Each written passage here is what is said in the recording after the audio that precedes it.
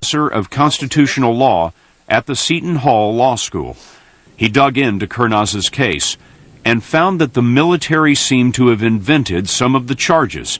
Military prosecutors had said one of Kurnaz's friends was a suicide bomber, but the friend turned up alive and well in Germany. How could they have gotten that so wrong? I mean, you're either a suicide bomber or you're not. There's no in between.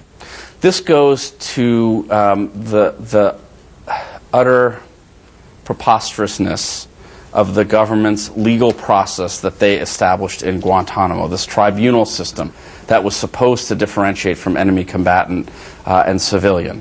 So in order to justify that he was an enemy combatant, they simply made up an allegation about someone he was associated with.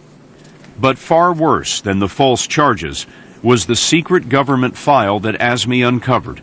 6 months after Kurnaz reached Guantanamo, U.S. military intelligence had written this: Criminal Investigation Task Force has no definite link or evidence of detainee having an association with Al-Qaeda or making any specific threat toward the U.S. At the same time, German intelligence agents wrote their government, saying, USA considers Murat Kurnaz's innocence to be proven.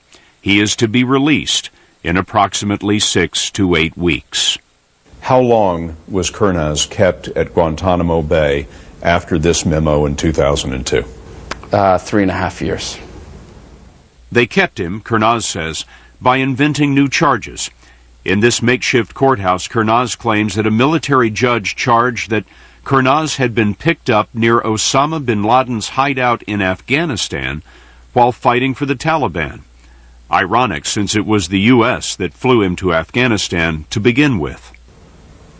Have you ever, in your legal career, run across anything like this? In my legal career, no, but in Guantanamo, no detainee has ever been able to genuinely present evidence before a neutral judge. And so, as absurd as Murat Kurnaz's case is, I assure you, there are many, many dozens just as tenuous. And a U.S. federal judge agreed. She ruled the Guantanamo military tribunals violated the prisoner's right to a defense, and she singled out Kurnaz's case. We asked the Department of Defense to talk to us about Kurnaz. Instead, they sent us a statement calling his allegations unsubstantiated and outlandish, adding that claims that the U.S. military engaged in regular and systematic torture of detainees cannot withstand even the slightest scrutiny. The statement did not address why Kurnaz was held for 5 years. The break in Kurnaz's case came when the German chancellor asked President Bush for his release. In August 2006, a plane came to take Kurnaz home.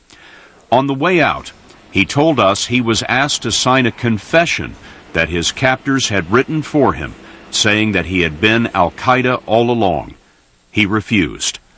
On the plane, he was chained and surrounded by soldiers, but by the end of the flight, he was free. There's a picture of you hugging your mother. Tell me about that moment. She wouldn't let me go. She wouldn't let me anymore. She just grabbed me, and of course she was so happy. She cried, and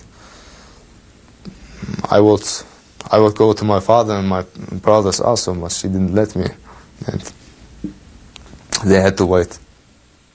He was 19 when he went in, 24 when he got out. His new wife had divorced him. Kurnaz has written a book just translated into English called 5 Years of My Life. He told us he wanted to visit the United States one day, but he can't, because the U.S. still considers him to be an unlawful enemy combatant.